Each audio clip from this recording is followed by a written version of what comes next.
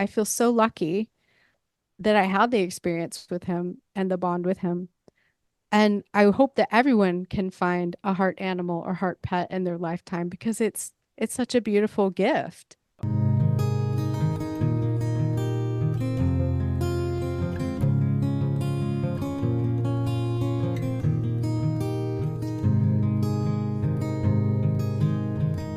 What relationship do humans have with their pets? How serious is it for pet lovers when their pets die? Do humans go through the same grieving process when they lose a pet than when they go through when they lose a loved one? Welcome to Bereaved But Still Me. Our purpose is to empower members of our community. I am Michael Liben and the father of 3 children, Idan, Sapir, and Liel. Liel, my youngest daughter, was born with a heart defect and later developed autism and epilepsy. Losing her at 15 is what has brought me here to be the host of this program. Comedian George Carlin has said that the major problem with getting pets is that we know up front that we're getting into something that will definitely end badly. Indeed, when Lila was a puppy, my daughter Sapir was very uneasy around the new dog, and I told her that she should treat Lila like her sister. But at that same moment, I also made myself a new daughter. Is that a common experience for pet owners? This episode of Bereaved But Still Me is going to take a slightly different turn. 2/3 of Americans own pets, and that translates to 86.9 million homes. Everyone on the staff of this podcast owns a pet or more. And chances are that most of our listeners own pets. So it behooves us, pun intended, to take a serious look at pet loss. And yes, nobody is comparing a pet to a person, and everybody knows the difference. But for those of us who have lost both, we may find the line gets just a little fuzzy. Our pets have worked their way into our hearts. We sweat for them, we toil for them, we feed them, and we love them, and we welcome them into our families. Our guest today is Erica Messer, who, after the sudden passing of her beloved cat, Wolfgang, embarked on a heartfelt quest to find a simple way to cope with her grief. Frustrated by the lack of products and encouraged by her mother, Bonnie, she created the perfect solution: pet loss grieving cards. Thus, Wolfie's Wish was born, and the innovative concept of grieving cards garnered widespread attention, including receiving a prestigious Best New Product Award at the esteemed Super Zoo Trade Show in 2022. Erica finds joy and solace in her love of music, performing pop and rock covers on the harp. With clinical musical training, she helps people navigate their grief through the healing powers of music. Erica's artistic talents also shine through her hand-painted pet portraits, showcasing her love for animals and dedication to capturing their spirits on canvas. She both wrote and illustrated captivating stories in tales of spirit pets. Residing in the picturesque city of Munich, Germany, Erica shares her life with a loving husband and 3 cherished feline companions, Peachy, Millie, and Vanilli. In today's program, we're going to learn more about Erica, her card deck, and some advice regarding pet loss. Erica, welcome to Bereaved But Still Me. Thank you. Let's start by learning more about your first experience with pet loss. Can you tell me more about that? My parents had 2 dogs, Jute and Jet, that I grew up with, and they had before they had kids. And I remember I was 7 years old, and my babysitter picked me up from school and said, I have to tell you something. Jute died today. I guess Jute was old, but no one had talked to me about death or that she was going to die. So it really just kind of came out of nowhere. And I remember bursting into tears, even though I didn't really feel like Jute was my dog and she slept outside. I mean, it was a different dynamic, but I still felt this big sense of just like a rug had been pulled out and the Mhm. shock of it all. And we buried her. It was like the family didn't talk about any of it. We just buried her. She was old. My dad had found her outside, and it was kind of like, that's it. Next. It was a very jarring experience. I think part of that jarring experience isn't necessarily, in this case, you tell me you didn't think about her as yours, but there's something regular in your life about having an animal around, right? You have to take care of your Yeah. pet. You have to relate to your pet. They're there. And so I Yeah. think that's enough. How old were you when this happened? 7. I think that's enough. You don't necessarily have to love something to miss it if it breaks your routine. And I think that's a lot of it. Hmm. When Lila died, and that's recent for us, one of the things we noticed was that things that she was a part of without our really thinking about. She was gone. She was no longer a part of those things. If we were sitting down together to have dinner, she'd sit by me and expect me to toss her some bread. That stopped happening. Hmm. And of course, we did love her. And that was part of the thing, is that we made her, accidentally or not, we made her part of the family. Once I called her a sister to my other daughters, then she was suddenly my daughter. Hmm. And I had to live with that. And I think that's what Carlin meant when he said it's going to end badly, and you know it from the very first Yeah. day. We said before that your mother, Bonnie, encouraged you to move into this concept of products for pet loss. Is your mother a Mhm. pet lover? And tell us about her experience with pets and how she supported your project. Oh, she has such a big heart and she's a serial cat owner. So she and my dad actually divorced. And I think the first thing she did was get a cat. And then it would live out its life. She'd adopt them or find them or they'd find her. So she was very accustomed to losing them. And she always said it was hard. They were all buried in the same place in her yard. There's a literal pet cemetery in the front yard. But when Wolfgang died, it was during the pandemic and we hadn't seen each other. And she'd never met Wolfgang, but she knew how much I loved him because the day that I brought him home, we were in the bathtub and I was just getting him acclimated to the bathroom. Like that was his first zone. I FaceTimed her and we both just kind of bonded more over adopting him. And anyway, so she understood the pain that I was going through, especially with his tragic death and that I had to witness.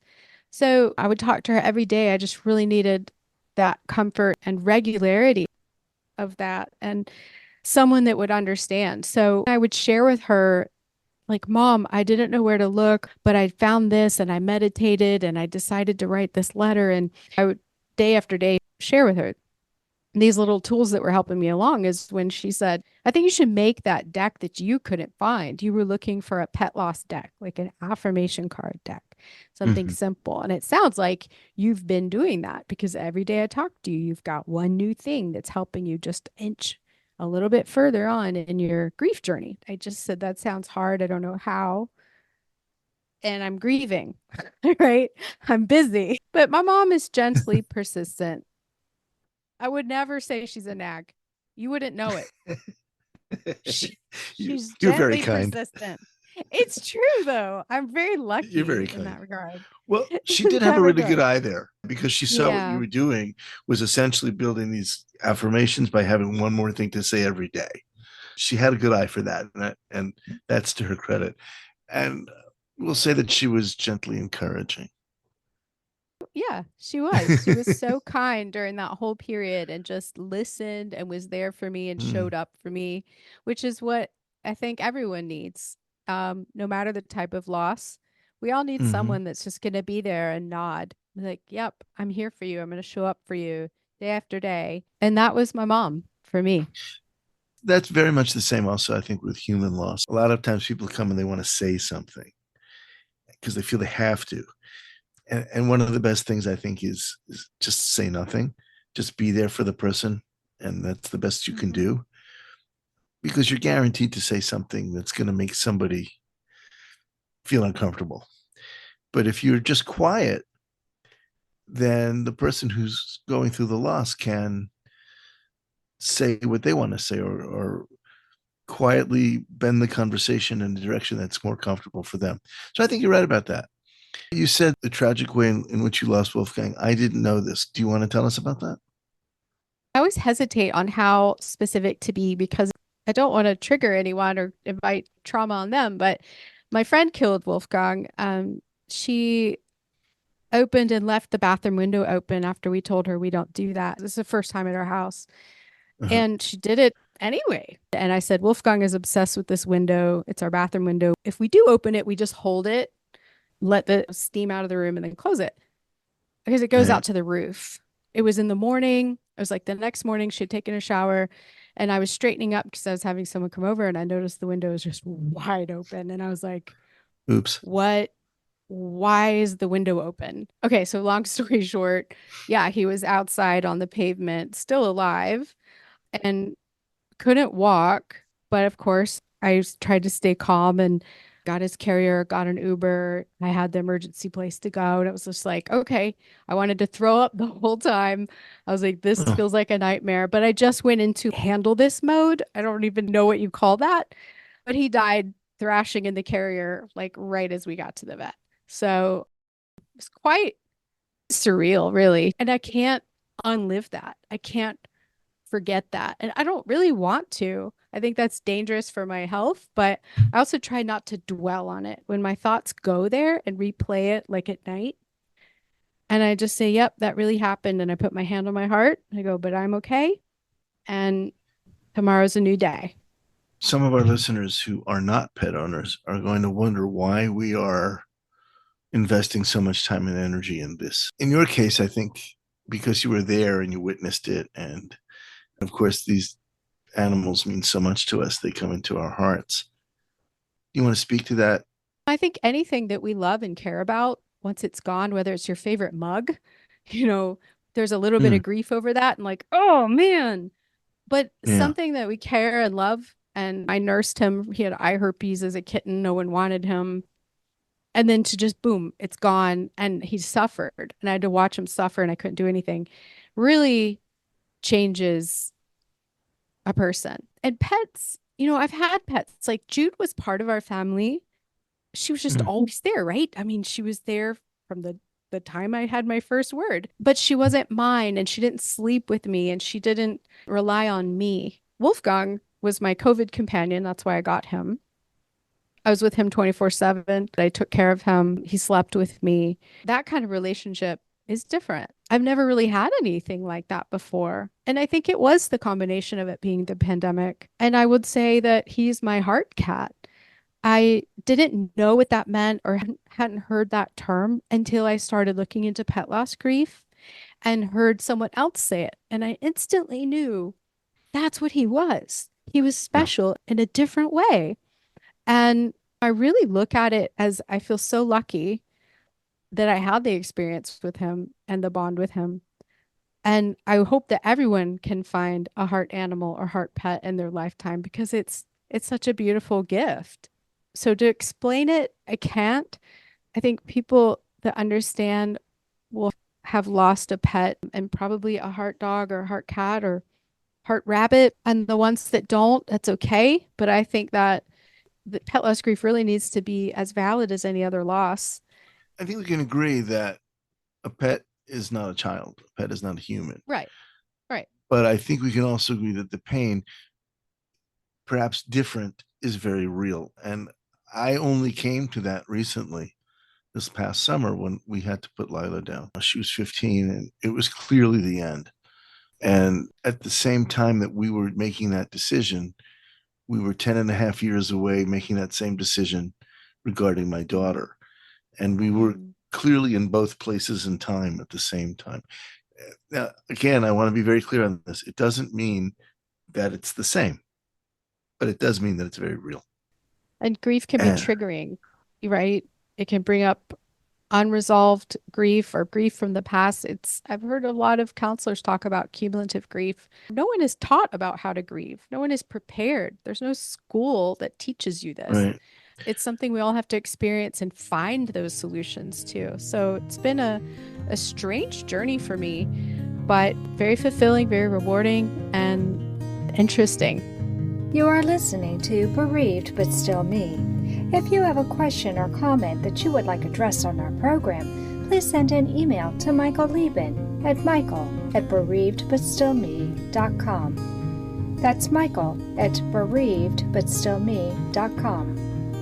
This content is not intended to be a substitute for professional medical advice, diagnosis, or treatment. The opinions expressed in the podcast are not those of Hearts Unite the Globe, but of the hosts and guests, and are intended to spark discussion about issues pertaining to congenital heart disease or bereavement.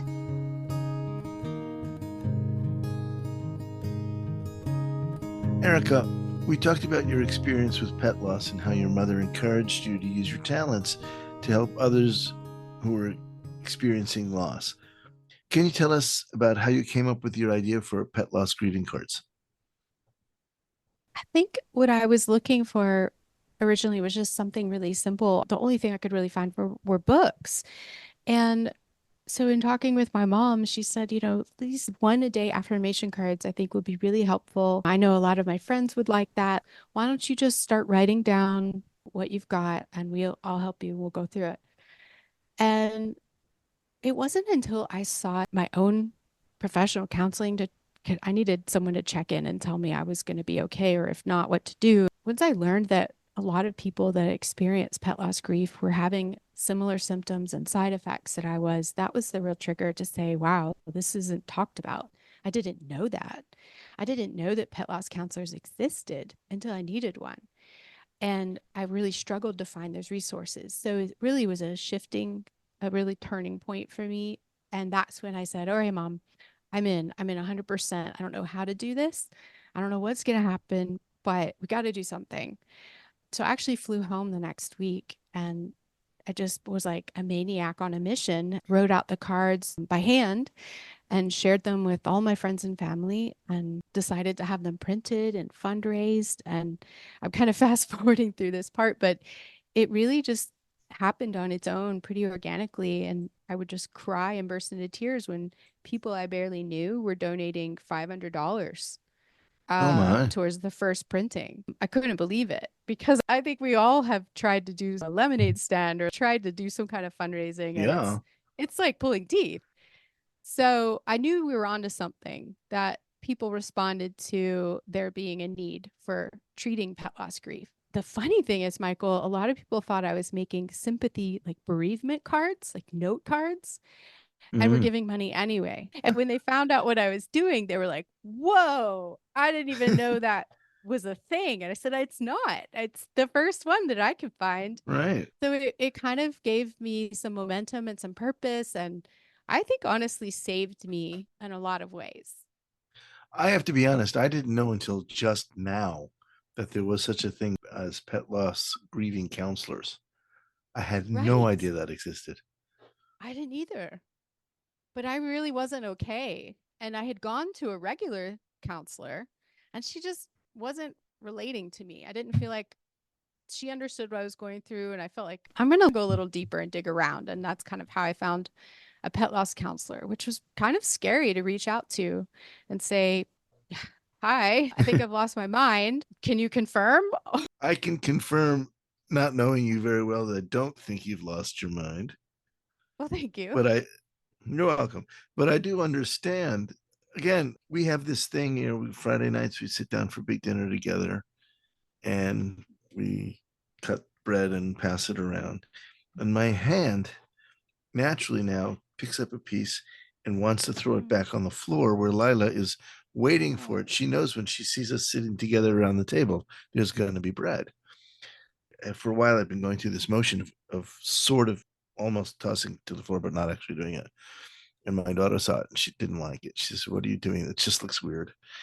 But my wife understood because we'd been doing it for a long, long time when my daughter wasn't always around us. And it was because there's a habit that makes it real for us, that makes her there. And she's not there. And so we remember her by doing that. I think most people fall in love with their animals. I think their animals work their way into our hearts for a reason. But it's difficult to explain if you haven't been there. yeah. And the loss is real and the emotion is real. And I have lost both. You want to do something, you want to do a ritual, you want to do anything that makes you think of her. It's true. I say drop the bread. Just do it because she could be there with you in spirit. Why break your habit? Who cares what people think? You feed her every day, you walked her every day. To have that just stop abruptly is really jarring. And I know you can't, I'm not saying to feed her every day and take her leash out, but maybe go for a walk with a neighbor or a family member at the same time and try to make those adjustments gradual. And you can think about her while you're on the walk. And speaking to really anyone who maybe they didn't plan to lose their pet, or even if they did, you're left with just this big hole. Oh, absolutely. So I encourage people to forgive themselves, don't have any judgment. And I don't think we should have to explain our behavior because our life has just changed dramatically. The people that love you and really care about you will understand. They might look at you funny, like your daughter was like, "Why are you doing that?" But that's okay, Yeah. because what's important is that we take care of ourselves. Well, I think you're right about that. But let's drive back to where we were a little bit. Where can Okay. people find your pet loss grieving cards? Because that's the thing. If they're wonderful, how do we get it out there? Right. Okay. Thank you. My website is wolfieswish.com. And not only can you get the grieving cards there, both in digital or physical form, but I've built out a huge resources page with all the things that I felt like I couldn't find that I needed. So I hope that people can go to Wolfie's Wish and find whatever they need, including free downloads to write a love letter to your pet or a digital sample of the cards. So there's a lot there. We have a private Facebook group, and the links are also to that. We have virtual counseling, and there's links to that. So I just say go to wolfieswish.com and dig around. And if you haven't lost your pet, or maybe you have a senior pet, or you just got a puppy, just bookmark our page, because there'll be Mhm. a day where you're going to need those resources. It might not be Right. today, it might not be tomorrow, but you will Yeah, if well, you have a pet or you know someone. yeah, that's the premise of the whole thing is that you're going to need this. And you know up front you're going to need this. Now, did you beta test your cards? And if so, what's the response like? I did beta test them. I did a small version, which was the handwritten ones that I showed friends and family. And then I went to my dad's house and same thing, the neighbors, hey, read this. I kind of got down to a deck of 30 for the first month of grief, of like that hard month. So I printed, I think, 100 decks professionally at first. I really can't remember the number. Maybe it was 300. I think it was 300. And those sold pretty fast because I had done a Kickstarter. So it was kind of like a pre-sale. That's kind of how that works. People pay and then they're going to get something.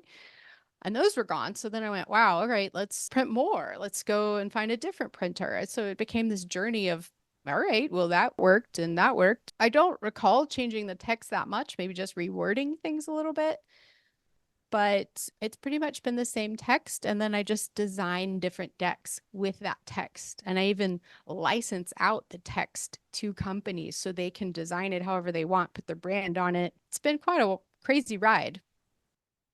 I like that. It's an original idea, and it involves the person who buys this. It's not just I buy it and it's pretty. I buy it and I can use it. And I think in the future this will be more common. I think people will get used to this idea, and you've started something really big there. So thank you for that. Thank you. Um, That's quite a compliment. that's what we do here. What do you think is the future of these cards? How do you see it going out? Well, the cards have already been translated into 5 languages now, and those are getting tweaked because I'm not native, I'm not a native Italian speaker. I think I see them being licensed so that pet food companies or veterinary hospitals can brand them to their own design and logo and colors and give them to customers, give them to clients. I've got pet boarding facilities using these. I really have just got into regular retail. So far, I've been focused on pets. What I really see though is the change that's happening in validating pet loss grief, and that Yeah. this is one solution to it. It really opens the door wide. I've got coloring books now for kids and activity books, and I've got all these plans. And so the grieving cards are the first thing. I don't really know how long they will be around. I can't say, but I do know that they have been the gateway to treating pet loss grief and having solutions and talking about it. If you've enjoyed listening to this program, please visit our website, heartsunitetheglobe.org, and make a contribution. This program is a presentation of Hearts Unite the Globe and is part of the Hug Podcast Network. Hearts Unite the Globe is a nonprofit organization devoted to providing resources to the congenital heart defect community to educate, empower, and enrich the lives of our community members. If you would like access to free resources pertaining to the CHD community, please visit our website at congenitalheartdefects.com for information about CHD, hospitals that treat CHD survivors, summer camps for CHD families, and much, much more.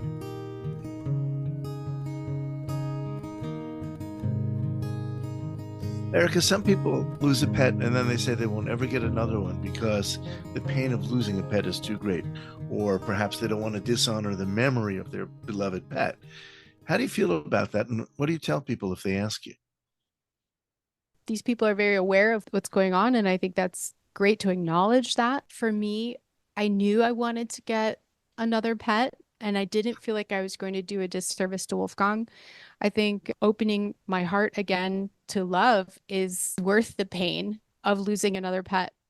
And so I actually waited 3 months and got two cats at one time because Wolfgang died, and a couple years before we'd lost another kitten.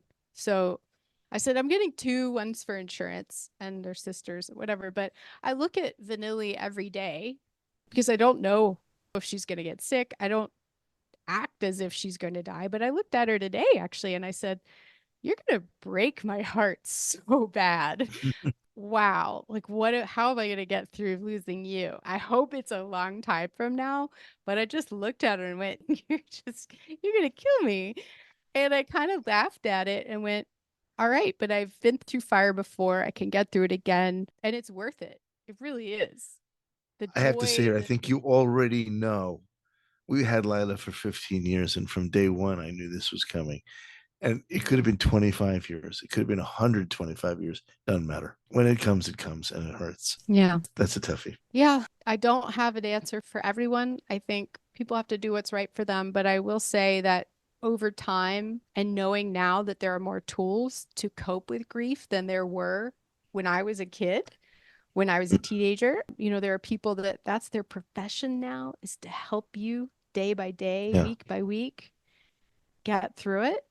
Then I think it's worth it. I think anyone can open their heart again. I think the answer may be to explain to people you don't have to get another one if that's how you feel, if you want to honor your first one. But if you do want another one, if you dare go in that direction and you're worried about it, you know by now that a part of the ownership is also the loss. And it's part of the process, it's part of the whole spectrum of however many years you're going to be with that pet. And I just have to accept it, that's just like being with people, right? I was just going to say that I think our pets want us to be happy. And I don't think it's a betrayal to open your heart again to loving another animal and receiving their love, because we'll always have our heart pet. Once Vanilli goes, I'm sure I'm going to get another cat. And it's not to replace her, it's because I love pets. And That's fair. yeah, It's so fair. And it's a great way to be if that's who you are. I'm still divided over that until you see me walking another dog. I haven't really crossed that question yet. But my son, for example, is adamant no more animals would dishonor the one we had. And I can accept that. I really can. Also, some people might say it cheapens the idea that you can just go and get another one. Again, these are all open questions that I think people have to face on their own, but they're real questions, and they shouldn't be laughed at or in any way scorned, because these are real issues. I know so many of my neighbors who've lost pets. The next time I see them, they have a new one. The first thing I want to say is, you never learn, but that is what they've learned. What they've learned is they need to have a pet. So if you were giving advice to somebody who's lost a pet, what would you say? Well, I would say if you do decide to adopt another, don't expect them to act the same. Don't expect them Fair. to do the same things, and be sure that you're ready to give them love and receive their love, because the worst thing you can do is get a pet and not love it, or Right. be resentful that they're not acting like Lila or Sadie Right. or any of our pets. So I think just making sure that this time commitment too, to get to know each other. It's been 2 years since I've had Vanilli, and now I feel like we know each other. It takes a while, It especially does. with It cats. does. Especially with cats, but with I think puppies with a cat, no, too, it doesn't take any time at all. You know exactly where your position is with a cat. You are Well, the servant and the cat is the master, and you signed on to that. That's on you. but I mean, That's on you. she has these chirps, right? So a lot of cats are very vocal, and she's a very vocal one. And I'm like, okay, come on into bed, or I'm going in this room. And we talk to our pets. I don't know if they have any idea what I'm saying, but I know everybody does it. I'll go on the record for everybody and say, yeah, we talk to our Well, pets. I don't know about cats. I know the dogs can understand up to about 170 Yeah. words. That's true. But I feel like I can communicate with Vanilli, and I felt the same about Wolfgang. So there you go. I think a cat can unlock the secrets of the universe. She just won't tell you. Math was hard, and I thought astrophysics was hard. Like the mind of a cat. Yeah, you're probably right. You spend your entire lifetime with that cat trying to figure it out. You'll never get it. Before we end, is there something that you want to let us know that we should take away from this conversation? Yes, that pet loss is valid and should be honored and respected. And the best thing that one can do for someone that has lost a pet is to just show up and ask them, how can I support you? I care about you. I don't understand what you're going through, but I want to be here for you. And it's really simple. It's a complex thing, but showing up for people is the best thing we can do. I totally agree with that. It's a common practice where I live to put up notices when somebody has died.